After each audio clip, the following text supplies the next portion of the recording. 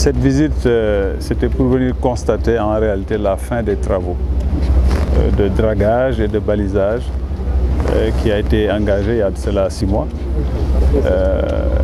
Donc que tout Sénégalais, mais surtout tout enfant de Saint-Louis, particulièrement de Guet-Ndar, attendait. Depuis l'ouverture de cette brèche en 2003, et les soucis apparus dès 2005, c'était une demande en tout cas assez importante de la population. Et remercier l'entreprise qui a tenu ses engagements, remercier l'Agence nationale des affaires maritimes et son directeur général qui ont piloté ce projet et l'ont porté à terme, mais également remercier tous nos collaborateurs, notamment les phares et balises, qui ont eu à poser ces balises qui sont là, et en tout cas remercier le ministère des Pêches et de l'économie maritime qui a eu à exécuter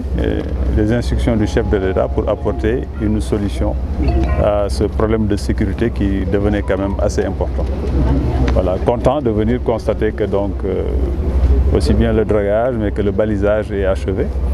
et que donc normalement on peut avoir un usage beaucoup plus sécurisé de ce passage que nous allons surveiller. Les services vont faire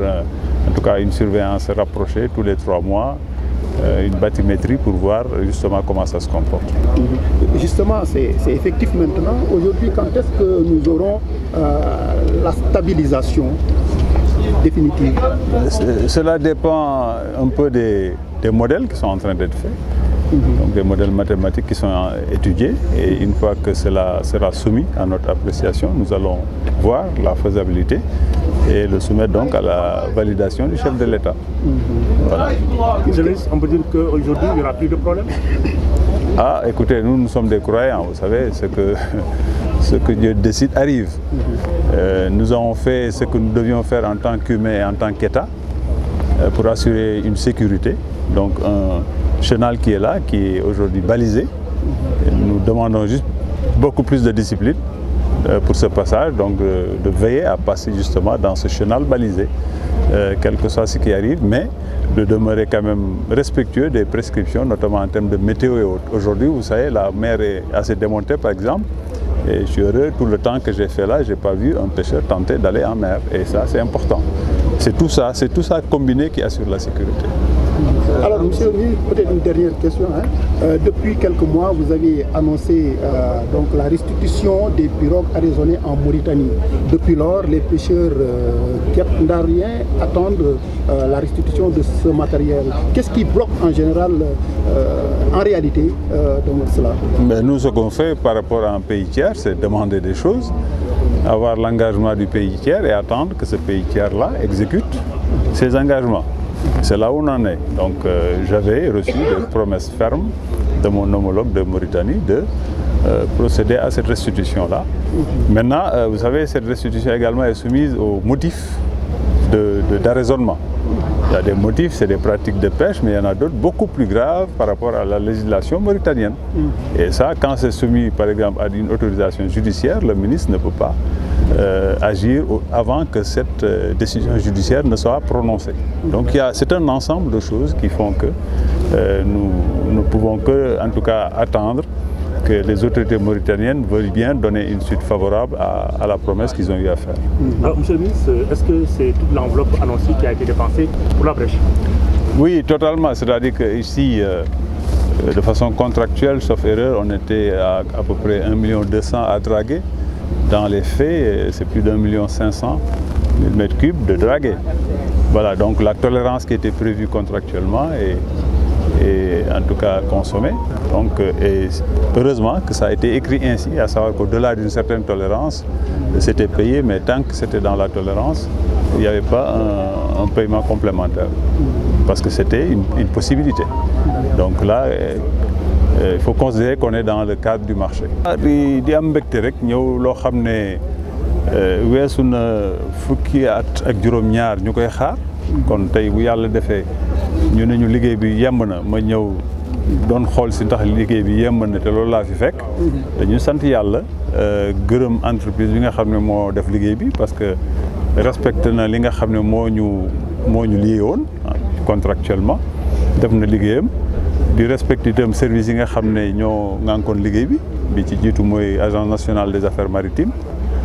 ci boppam directeur général bi Achille Gueye donc porté ko ba mu yemb tey ci sant yàlla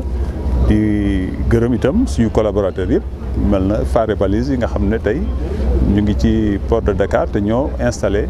balises yi di ko surveiller itam gërëm autorités yi notamment autorités administratives yi fàtte naa ko wax mais gouverneur bu région bi nga xam ne depuis le début dañu jël en charge te ñoo daan def réunions yi fii de suivi ñu ngi leen di gërëm ci seen taxawaay boobu force de l'ordre yi marine nationale ñoom ñëpp ñu ngi leen di gërëm vraiment ci nga xam ne travail collectif am na fi ba ci acteurs yi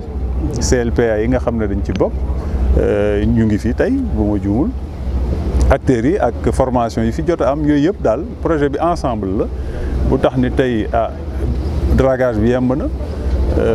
balisé nañ chenal bi nga xam ne foofu la nit ñi war a jaar pour am sécurité léegi rek mooy li ñu ñaan rek mooy li ñu tënk li gis ko ci ay formation ak yooyu nit ñi tënku ci loolu pour jéem a aar seen bopp bu ñu nee waruñu dem géej ñu xam ne loolu la temps bi maye ñu bañ a dem géej bañ a en tout cas fooye bakkan yi bu géej gi mayee ñu dem mais toujours topp itam bu ñu dugg si bu ñu jaar ci bël bi fi ñu nga xam ne tey dañ ko baliser bu ngeen fi ñëwee guddi di ngeen gis balisage boobu tey dafay mel na am na ku ma doon wax sànq mu ne comme piste d'atterrissage parce que noonu la éclairage bi ko wone kon ñu jéem a respecter loolu état def na li ko waroon ñu ci sant chef de l'état li nga xam ne lii moo koy tàmbali nekkul sax sam budget waaye dafa joxe instruction pour ñu def ko parce que bakkan yi ñoo gën a fort lépp luy budget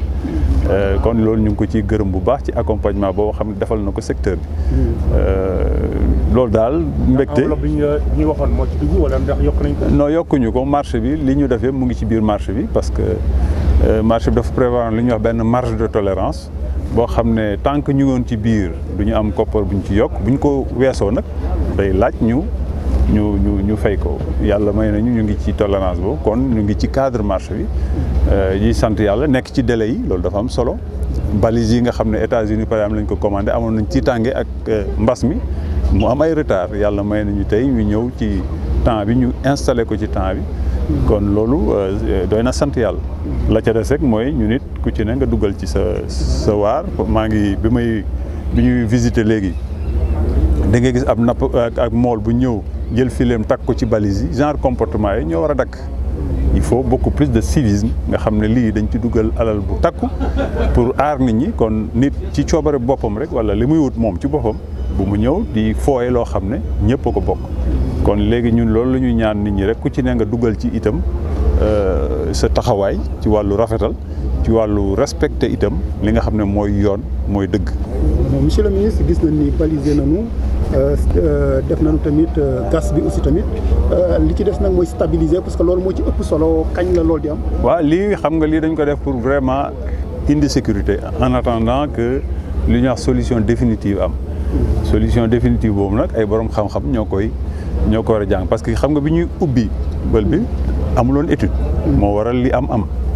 kon leneen looy def balaa nga koy def il faut que ay étude wane ko maanaam nga am benn modèle mathématique bu wóor bu la naan ni lii boo ko defee lii moo ci topp. loolu bu yembee nag la ñuy soog a dem ci wàllu solution définitive boobu. mais xam nga lu définitive ci loo xam ne mbiru géej la dex et cetera dadul lu yomb parce que yéen ñii ànd ngeen ak ñun gis ngeen ni mbël bi lu dynamique la. loo xam ne même li ñu def ni ñun day laaj.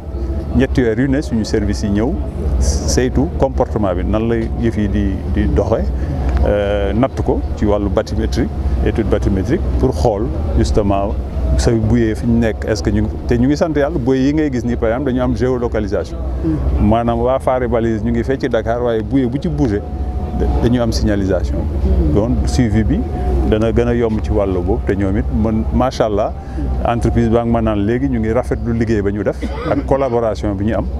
collaboration bi ci CLPA yi collaboration ci acteurs yi mooy suñu mool yeeg yooyu collaboration ci service état bi gouverneur ba ci ñiy dépendre ak moom muy force de l'ordre yi marine yëpp ñëpp ñu ngi koy rafetlu vraiment xam ne lii projet état la bu ñu yàlla may mu yemb tey. Monsieur le ministre waxoon nga ko ci ay jamono ni Mauritanie daanu bàyyi gaalu Guet Ndariens yi nga xam ne ñu doon arrêté woon ak seen matériel boobaak léegi nag ñoom ñu ngi toog di xaar ba léegi gisaguñu dara lan moo ko téye. waaw mooy xam nga man li ma mën rek mooy négocier dara lañ ma ci wax ma ne lii la ci autorités yi wax loolu lañ ma promettre may information yi ma ci am itam mooy gaal yi xëy na liñ leen téye motif yi wute na. am na ñoo xam ne ci wàllu napp la yomb na mais am na ñoo xam ne ci yeneen la yoo xam ne parfois ministre bi dem na ci biir xam na ni il faut mu xaar seen justice prononcé wu par exemple ci yooyu pour mu mën ko bàyyi. waaye nag baax na nga fàttali ma ko parce que man it danaa ko fàttaliwaat ni boobu ba léegi ñu ngi xaar loo xam ne moom ñëw na fi dalal naa ko Ndakaaru bi ma leen ko waxee fi Ndar ci ginnaaw dalal naa ko Ndakaaru répété waat na encore promesse boobu donc naa ko soññaat pour xam ne daal boobu ba léegi ñun ñu ngi yaakaar ci loolu di am yaakaar xëy na ni embarcation yi ak délai bi yàquwuñu parce que xam nga rek gaal goo xam ne da nga ko téye fenn rek buñ ko toppatoowul li ci mën a topp gënuma la koo xam.